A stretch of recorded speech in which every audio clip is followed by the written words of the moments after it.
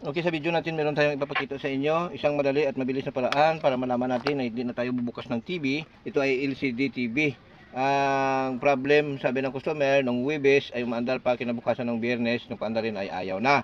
Hindi na ginagamitan ng remote at ang ginagamit na lang yung kanyang main power switch dito. Ngayon, ang ipapakita ko sa inyo dahil ito ay dead set na, hindi na umaandar. Ilagay natin po yung ating tester sa times 10 key. Tapos, i-check natin yung kanyang plug. Ang unang step ko dito, dahil ito ay dead set, titingnan natin kung ito ang cord or wire, easy cord, papasok doon sa switch, papunta doon sa circuit, ay may connection. Ilagay natin yung dalawang twist probe dito.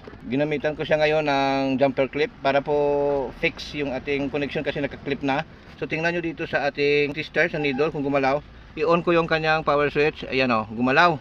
Diba gumalaw siya? Ibig sabihin connected ito. Pero paano na walang power kung connected? Ganito, may paraan ako dyan. Ito yung cord. Igalaw natin ng pakaliwa o pakanan. Ayan o, nawala, diba? Nawala. Na connected ito, naka-power on na yung ating switch sa TV. O ayan o, tingnan nyo o. O, di ba? Galaw-galawin natin, ayan o. O, di ba? Ayan o, itulak natin. Tapos itulak natin doon, wala. Ibalik natin doon, wala. Ah, meron, ayan o, meron. O, nawawala-wala, di ba? O, so, ayan o. Ibig sabihin, yung plug ang nawawala-wala. Okay. So, hindi na ako bubukas ng TV. Puputulin ko lang ito at palitan ng plug.